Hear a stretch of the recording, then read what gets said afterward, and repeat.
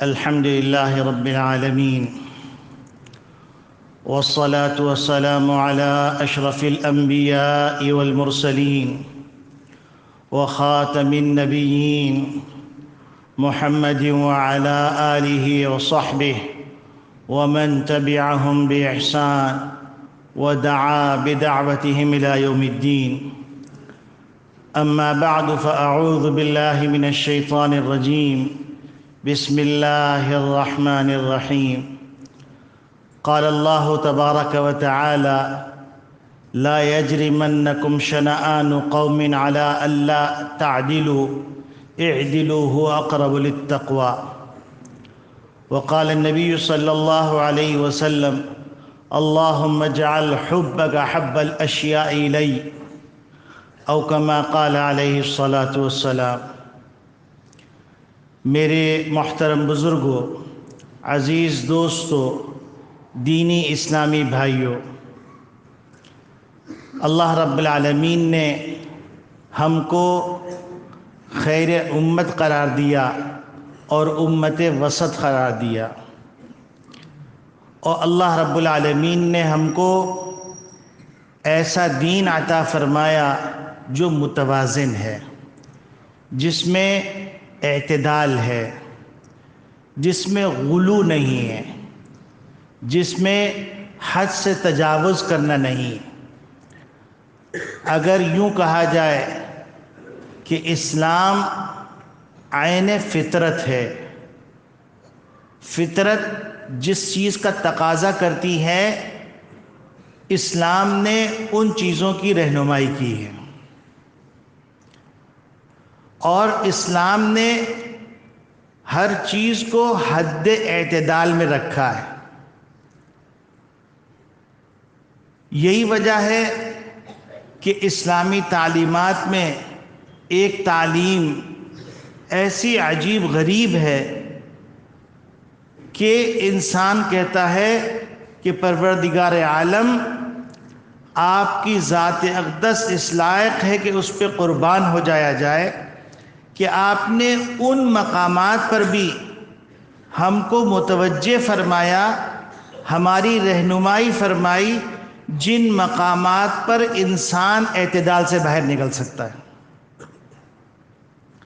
اور وہ مقام ہے مقام محبت. انسان موجودہ زمانے میں اگر ہم مشاہدہ کریں تو انسان اگر کسی سے محبت کرنے لگتا ہے تو اس محبوب کے اندر کوئی عیب نظر نہیں آتا، اور اگر کسی سے نفرت کرنے لگتا ہے تو اس مبغوض شخص کے اندر کوئی اچھائی نظر نہیں آتی. اسلام نے اعتدال کا راستہ بتلایا، اور اسلام نے یہ بتلایا کہ دیکھو، محبت میں بھی حد سے تجاوز نہ کرو اور نفرت میں بھی حد سے تجاوز نہ کرو. اب کسی سے محبت کی تو اپنے سارے راز اگل دیے، ہر بات کے اندر شریک کر لیا. بعد میں وہ محبت دشمنی میں تبدیل ہوئی، نفرت میں تبدیل ہوئی، تو اب انسان مجبور ہے، بلیک میل ہو رہا ہے، کیونکہ اس نے جس کو اپنا دوست سمجھا تھا اس کے سامنے اس نے سارے راز اور اپنی ساری کمزوریاں افشا کر دی.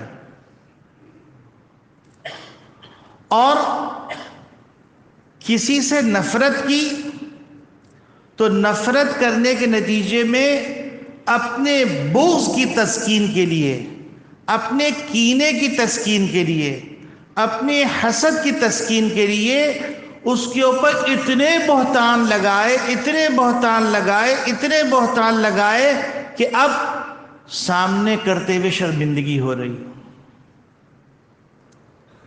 نبی کریم صلی اللہ علیہ وسلم نے اس کو ایک پیرائے میں سمجھایا، اللہ رب العالمین نے اس کو دوسرے پیرائے میں سمجھایا. اللہ رب العالمین ارشاد فرماتے ہیں لا یجرمنکم شنآن قوم علی الا تعدلوا، کہ کسی قوم کی دشمنی، کسی قوم کی نفرت تمہیں اس بات پر آمادہ نہ کر دے کہ تم انصاف نہ کرو۔ اعدلوا، انصاف کرو، ہوا اقرب للتقوی، یہ تقوی کے زیادہ قریب بات ہے۔ اس بات کو نبی کریم صلی اللہ علیہ وسلم نے ایک اور پیرائے میں سمجھایا۔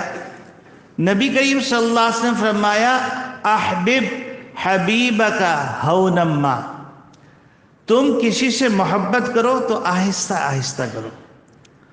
عسیٰ ان یکون بغیضک یوما ما، اس بات کا امکان موجود ہے کہ کل وہ محبوب تمہارا مبغوض ترین فرد بن جائے۔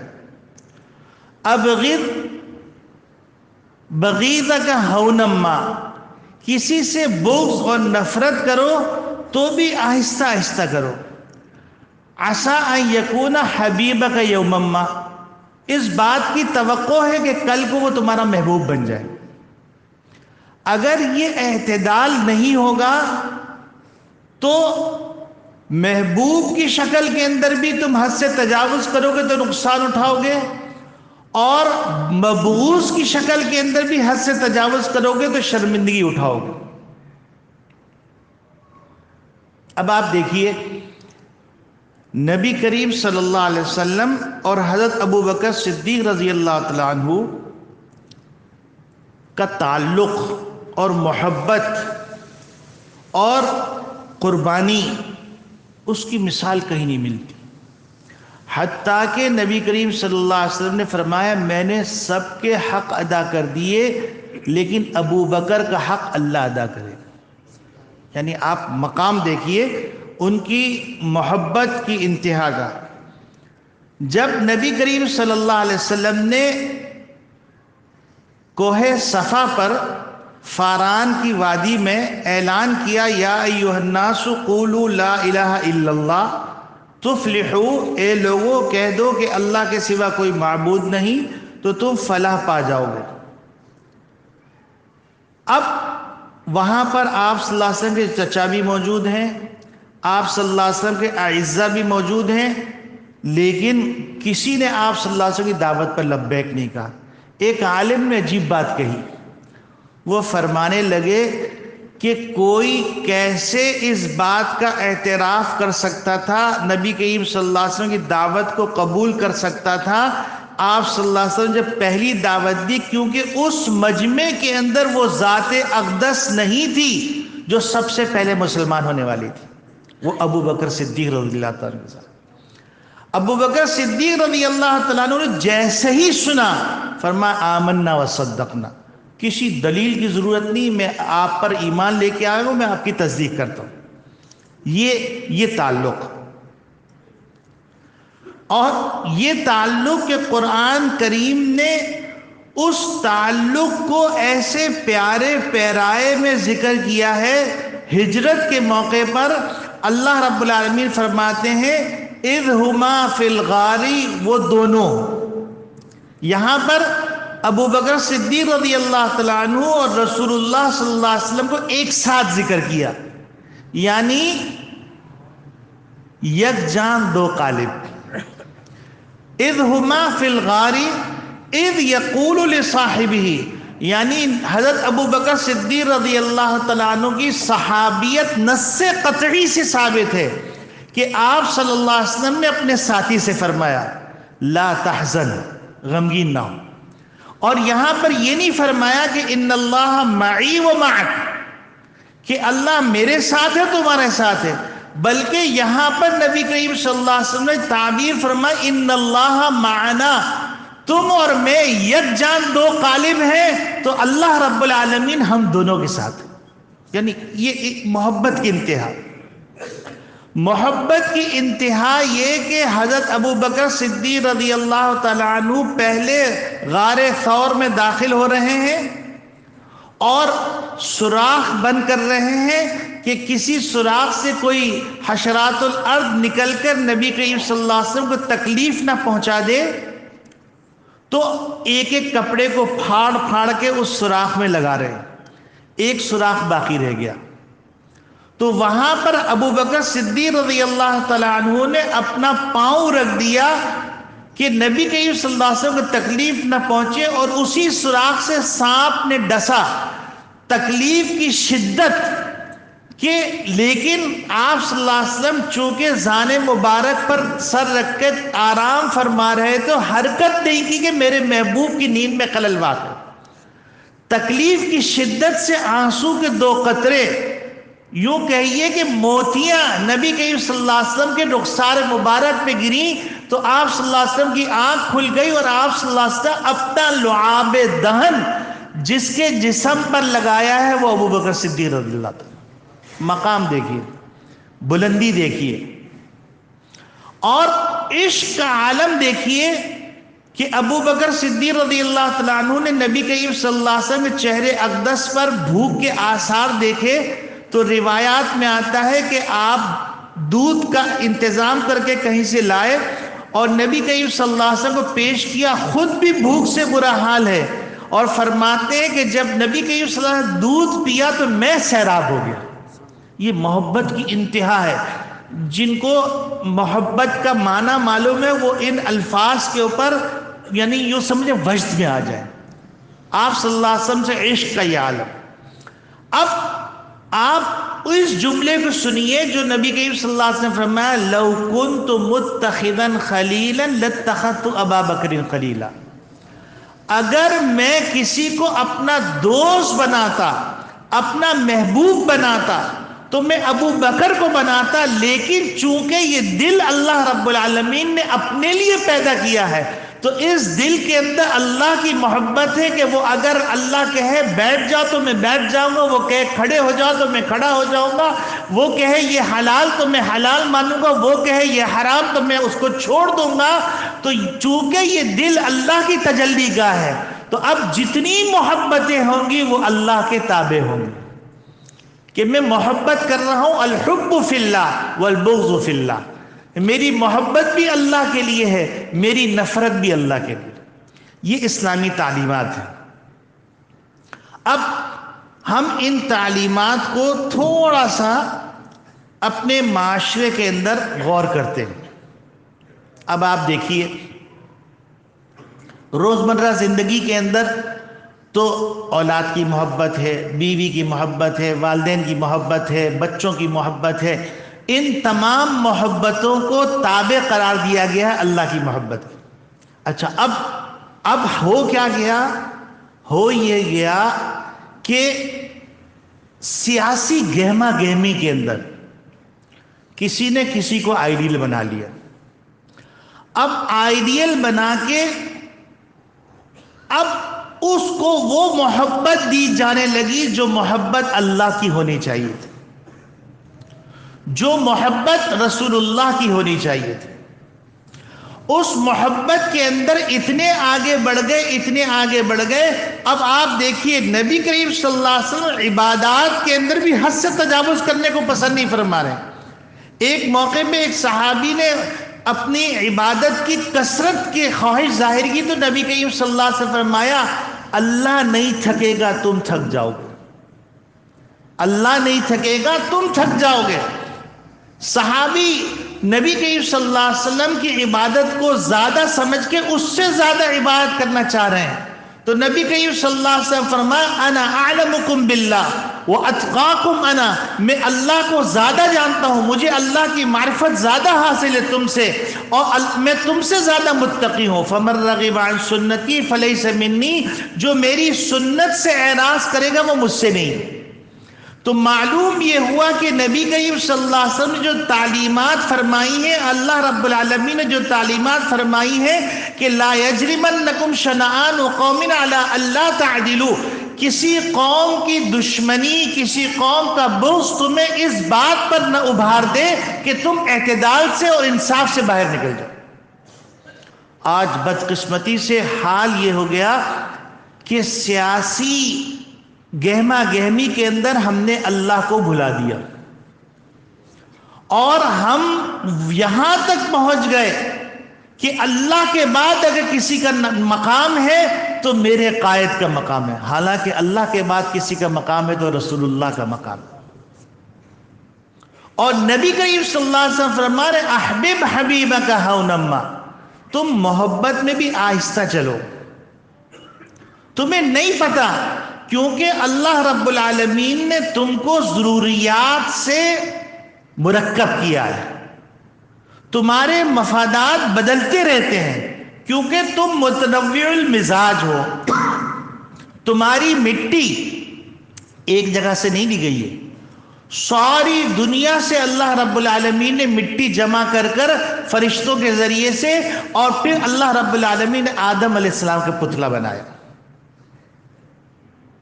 تو مٹی کی خصوصیات الگ الگ ہیں، کسی مٹی میں کوئی پھل اگ سکتا ہے، کوئی پھل نہیں اگ سکتا، کسی موسم میں کوئی پھول نکل سکتا ہے اور کوئی پھول نہیں نکل سکتا۔ تو اسی طریقے سے تمہارے مزاج کے اندر فرق ہے، تمہارے مفادات بدلتے رہتے ہیں۔ دیکھیے دن کے وقت کے اندر ہمارا مفاد، دھوپ نکلی بھی ہے تو مفاد اس کے اندر ہے کہ ہم چھاؤں میں بیٹھیں، ہمارا مفاد اس کے اندر کہ ہمارے اوپر پنکھا چلتا رہے، ہمارا مفاد اس کے اندر ہے کہ ہم ذرا کھلے ڈلے بیٹھیں۔ رات کے اندر ہمارا مفاد بدل جاتا ہے، ہمارا مفاد یہ ہوتا ہے کہ ہم کو پورے قد کے مطابق لیٹنے کی جگہ ملے، وہاں بیٹھنے کا معاملہ، یہاں لیٹنے کا، مفادات بدل رہے ہیں۔ تو اللہ رب العالمین کے رسول صلی اللہ علیہ وسلم فرما رہے ہیں کہ تم چونکہ متنوع المزاج ہو اور متنوع المفادات ہو تو تمہارے مفادات بدلتے رہیں گے، آج تمہارا جو محبوب ہے وہ کل تمہارا مبغوض بن جائے گا، اور آج تمہارا جو مبغوض ہے وہ کل تمہارا محبوب بن جائے گا، لہٰذا محبت میں بھی اعتدال میں رہو اور دشمنی میں بھی اعتدال میں رہو۔ اب آپ سوچئے اس بے اعتدالی نے ہماری قوم کو ٹکڑوں ٹکڑوں کے اندر تقسیم کر دیا، حالانکہ ہم ایک کلمہ لا الہ الا اللہ کے ماننے والی قوم ہے، حالانکہ ہم ایک مملکت میں رہتے ہیں، حالانکہ ہمارے سب کے دفاعی مفادات، معاشی مفادات، اقتصادی مفادات، امن و عامہ کے مفادات وہ سب مشترک ہیں۔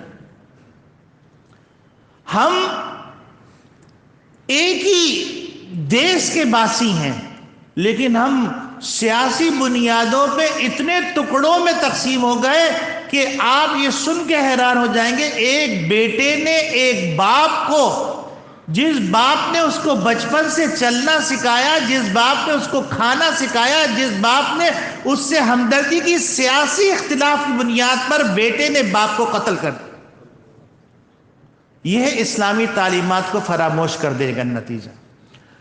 آپ حیران ہو جائیں گے کہ محبت میں اتنا آگے بڑھے، اتنا آگے بڑھے کہ اس آگے بڑھنے کے اندر ہم نے یہ کہنا شروع کر دیا کہ موجودہ زمانے کا نبی کا مقام میرے قائد کو حاصل ہے۔ یہ ختم نبوت کا انکار ہے، یہ ارتداد ہے، یہ نافرمانی ہے، یہ اسلام سے خارج ہو جانا ہے۔ اور پھر محسن اعظم وہ صرف اور صرف رسول اللہ ہے صلی اللہ علیہ وسلم۔ اگر ہم کسی کو محسن اعظم قرار دے رہے ہیں تو بھی ہم کو اپنے قلب کے اندر جھانک کے دیکھنا چاہیے کہ اللہ نے تو کہا تھا، رسول اللہ نے تو کہا تھا کہ یہ مقام جو ہے یہ دل کا مقام تجلی گاہ پروردگار ہے، اس کے اندر کسی اور نے ایسا مقام کیسے حاصل کر لیا؟ یہ اسلامی تعلیمات کے منافی۔ اب آپ دیکھیے، میں آپ کو ایک قصہ عبرت کے طور پہ سناتا ہوں تو آپ کو سمجھ میں آئے گا کہ اسلامی تعلیمات کتنی زبردست اور کتنی خیر کا باعث ہے۔ اب آپ دیکھیے، ایک عالم ہیں، ایک بڑے محدث ہیں، امام طحاوی رحمۃ اللہ علیہ۔ امام طحاوی رحمۃ اللہ علیہ تحاوی شریف وہ کتاب ہے جس کے پڑھے بغیر عالم کی عالمیت مکمل نہیں ہوتی۔ ان امام تحاوی کے استاد ہیں قاضی بکار ابن قتیبہ رحمۃ اللہ علیہ۔ تو تحاوی جو لوگ جانتے ہیں کس پائے کی کتاب ہے اور کس پائے کی جو ہے وہ حدیث کے اندر مقام رکھتی ہے، وہ جانتے ہیں کہ جس کے شاگرد کی کتاب اتنی عالی شان ہے تو استاد کا کیا مقام ہوگا۔ قاضی بکار ابن قتیبہ رحمۃ اللہ علیہ اللہ والے تھے۔ ایک بادشاہ وقت کو ان سے ہمدردی ہو گئی، ان کا معتقد بن گیا۔ معتقد بن گیا، اتنا معتقد بندہ کہ وہ جو کہیں ان کی بات مانے، وہ جو سفارش کرے ان کی سفارش قبول کرے۔ حتیٰ کہ ایک وقت آیا اس نے جو ہے اپنے ہاں ان کو قاضی القضات یعنی چیف جسٹس مقرر کر دیا۔ اب زندگی چل رہی تھی، مختلف مواقع آتے، مختلف خوشی کا موقع آتا، مختلف کوئی مناسبت ہوتی تو وہ بادشاہ ان کو تحفے بھیجا کرتا۔ اور بادشاہ کا تحفہ آپ سمجھ سکتے ہیں کوئی چھوٹا موٹا تحفہ تو نہیں ہوگا، بڑا تحفہ ہوگا۔ عرصہ گزر گیا، ایک طویل عرصہ گزر گیا۔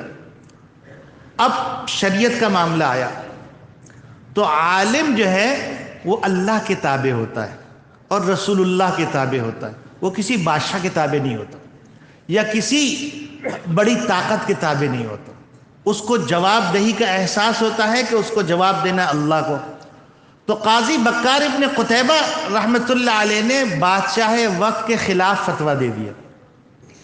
جب بادشاہ وقت کے خلاف فتویٰ دیا تو بادشاہ، یہ جو بڑے لوگ ہوتے ہیں دیکھنے میں بڑے ہوتے ہیں لیکن ان کے دل چوہے جیسے ہوتے ہیں، چھوٹے، بالکل چینٹی جیسے دل ہوتے ہیں۔ انہوں نے فوراً کہا کہ یہ تو بڑا نمک حرام آدمی ہے، میں نے اتنی زندگی اس کی ساتھ محنت کی، اتنی توجہ دی اور اتنے انعامات دیے، تو لہٰذا اس کو چیف جسٹس کے عہدے سے بھی ہٹایا جائے اور اس کو آج تک جتنے تحفے دیے ہیں وہ سارے تحفے واپس کیے جائیں۔ اب ہم جیسا کوئی آدمی ہوتا تو جیسے ہی تحفہ آتا ہم فوراً کھولتے، اس کو اوپر فخر کرتے، دوستوں کو دکھاتے، دیکھو بادشاہ وقت نے مجھے تحفہ دیا ہے۔ حتیٰ کہ اگر بادشاہ وقت ایک خط لکھ دے تو خط کو بھی ہم دکھاتے، بادشاہ نے براہ راست میرے نام پر خط لکھا ہے۔ انسان بڑا شو دکھاتا ہے۔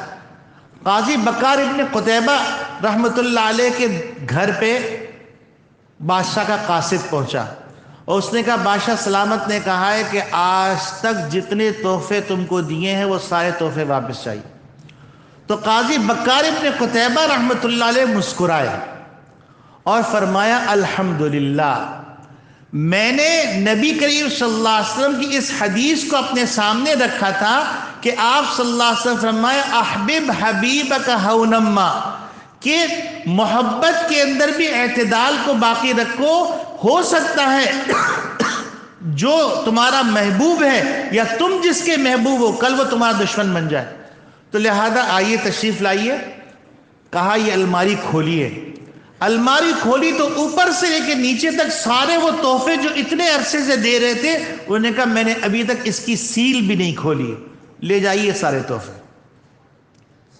تو میرے عزیز دوستو بھائیوں، اسلامی تعلیمات صرف نماز روزے تک محدود نہیں ہے، اس کے بغیر چارے کار نہیں ہے۔ نماز کے بغیر چارے کار نہیں، روزے کے بغیر چارے کار نہیں، زکوٰۃ کے بغیر چارے کار نہیں، حج کے بغیر چارے کار نہیں ہے۔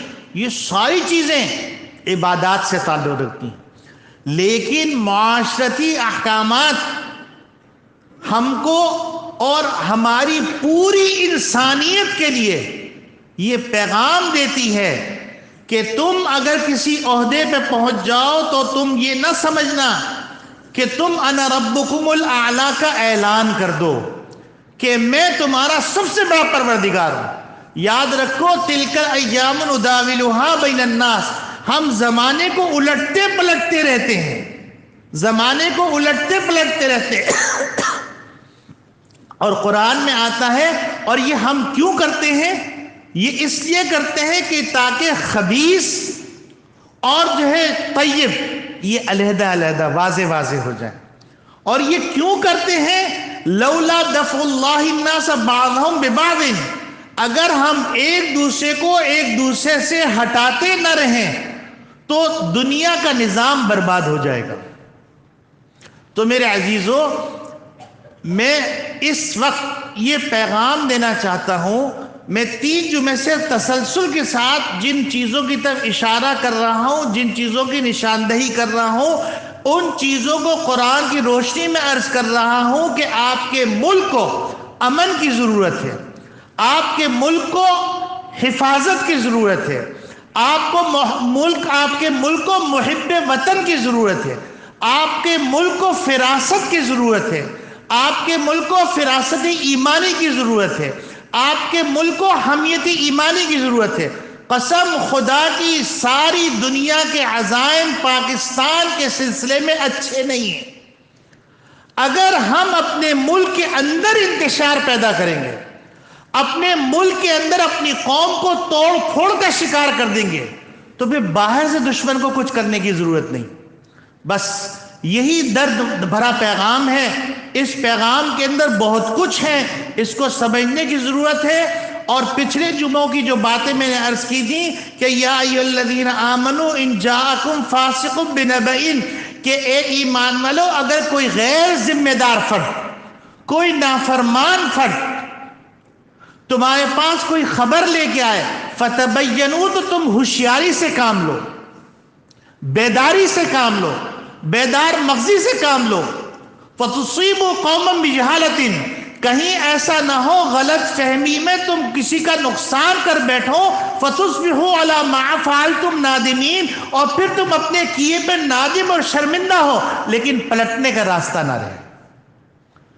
اس وقت سوشل میڈیا نے پوری قوم کو تتر بتر کیا ہوا ہے، بچوں کو الگ، بچیوں کو الگ، معاشرتی زندگی تباہ کر دی، اخلاق پراگندہ کر دیے، آنکھوں کے اندر سے شرم و حیا کو ختم کر دیا، خاندانی اقدار کو پامال کر دیا، اور اسلامی ثقافت کو فراموش کر دیا، بے حیائی کے لباس کو فیشن کا درجہ دے دیا، اور اسی طریقے سے سیاسی گہما گہمی نے ہم کو ایک دوسرے کا دشمن بنا دیا، ایک دوسرے کے منہ دیکھنے کے روادار نہیں ہے، ایک دوسرے سے اختلاف رائے کرنے کا ڈھنگ نہیں ہے۔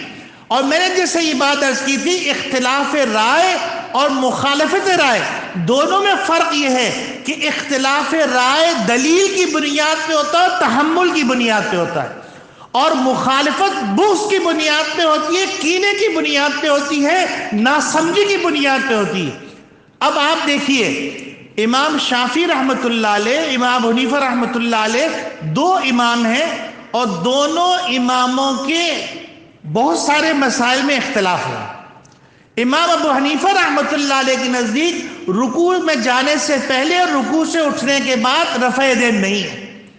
امام شافعی رحمۃ اللہ علیہ کے نزدیک رفع یدین ہے۔ امام شافعی رحمۃ اللہ علیہ امام حنیفہ کے مزار پہ آتے ہیں، امام حنیفہ زندہ نہیں ہے، دنیا سے پردہ فرما گئے ہیں، فرماتے ہیں کہ میں آج رفع یدین نہیں کروں گا کیونکہ امام حنیفہ کا مسلک یہ نہیں ہے۔ معلوم کیا ہوا؟ معلوم یہ ہوا کہ حضور صلی اللہ علیہ وسلم کی جتنی سنتیں ہیں، یہ واحد ذات اقدس ہے جن کی ہر سنت کو اللہ رب العالمین نے پوری دنیا میں کہیں نہ کہیں معمول بھی یہاں بنایا۔ اس کے نتیجے کے اندر آپ صلی اللہ علیہ وسلم کی کوئی سنت، کسی امام نے رفع یدین کی سنت لے لی، کسی امام نے عدم رفع کی سنت لے لی، کسی نے آمین کی سنت لے لی، کسی نے آمین بالجہر کی سنت لے لی، کسی نے آمین بالسر کی سنت لے لی۔ یہ آپ صلی اللہ علیہ وسلم کے سارے معمولات ہیں، احادیث کے ذخیرے میں ساری چیزیں موجود ہیں۔ اور آخری بات جو فتنہ الحاد کا ذریعہ بن رہا ہے اس کی طرف اشارہ کرنا چاہتا ہوں، وہ یہ کہتے ہیں کہ جب حضور ایک ہے، قرآن ایک ہے، تو بھی اختلاف رائے کیوں ہے؟ تو میں نے کہا مجھے بتلائیے، نیوٹن مسجد کے اندر اس وقت وضو خانے کے اندر 100 ٹوٹیاں ہیں، اور 100 ٹوٹیوں میں 100 آدمی بیٹھ کے وضو کر رہے ہیں، کیا وہاں سے آنے والا پانی الگ الگ ہے؟ ہر ایک کا پانی ایک ہی کنویں سے آ رہا ہے، ٹوٹیاں الگ الگ ہیں۔ تو یہ انسان کی سہولت کے لیے اور نبی کریم صلی اللہ علیہ وسلم کے صحابہ نے جس بات کو روایت کیا اور جس ملک کے اندر وہ صحابی گئے انہیں تعلیم دی، تعلیم دینے کے نتیجے میں جو ان کے شاگرد پیدا ہوئے، ان کے شاگردوں نے ان چیزوں پر عمل کیا تو وہ مسلک امام ابو حنیفہ کا بن گیا۔ جن شاگردوں نے عمل کیا عبداللہ ابن عباس رضی اللہ تعالیٰ کے قولوں پر، وہ مذہب امام شافعی کا بن گیا۔ عبداللہ بن مسعود کا جو اقوال تھے وہ امام ابو حنیفہ کے عمل بن گیا۔ تو میرے عزیز دوستو بھائیوں، اس وقت آپ کے عقائد پر بھی حملہ ہے، آپ کی معاشرت پر بھی حملہ ہے، آپ کے امن عامہ کے اوپر بھی حملہ ہے، آپ کی اقتصادیات پہ بھی حملہ ہے، آپ کی معاشیات پہ بھی حملہ ہے، آپ کے نظریات پہ بھی حملہ ہے، آپ کے اتفاق کے اوپر بھی حملہ ہے۔ یہ حملہ نظر نہیں آ رہا، ہر زمانے کی جنگیں بدل جاتی ہیں۔ آپ مجھے بتلائیے کہ اگر ایک آدمی نظریاتی طور پر ملحد ہو گیا، اب اس کا نام اگر عبداللہ رہے اور وہ مسلمان گھرانے میں پیدا ہوا ہے، لیکن وہ مسلمان کہلانے کے لائق نہیں، کیونکہ نظریہ تبدیل ہو گیا۔ تو میرے عزیز دوستو، جن چیزوں کی میں نشاندہی کر رہا ہوں، نہایت ہمدردی سے نشاندہی کر رہا ہوں، ان چیزوں پہ غور کیجئے، اور قومی مزاج کو، جو ہمارے بڑے ہیں، ہمارے جو ذمہ دار ہیں، ہمارے جو حکمران ہیں، وہ باقاعدہ طور پر قومی مزاج کو اعتدال کے راستے پر، توازن کے راستے پہ ڈالیں، اور اختلاف رائے کرنے کا ڈھنگ سکھلائیں۔ اختلاف رائے باپ بیٹے میں بھی ہوتا ہے، لیکن یہ نہیں ہوتا کہ باپ بیٹے کو مار ڈالے یا بیٹا باپ کو مار ڈالے۔ اللہ رب العالمین ہم کو صحیح قیادت عطا فرمائے، ہمارے ملک کی حفاظت فرمائے، ہمارے گھروں کی حفاظت فرمائے، ہمارے صوبوں کی حفاظت فرمائے، ہمارے وسائل کی حفاظت فرمائے، ہمارے ملک کے اندر ایمانی ہوا چلا دے، امن عامہ کا مسئلہ حل فرما دے، اور ہماری اقتصادیات کو بہتر کر دے۔ وآخر دعوانا ان الحمدللہ رب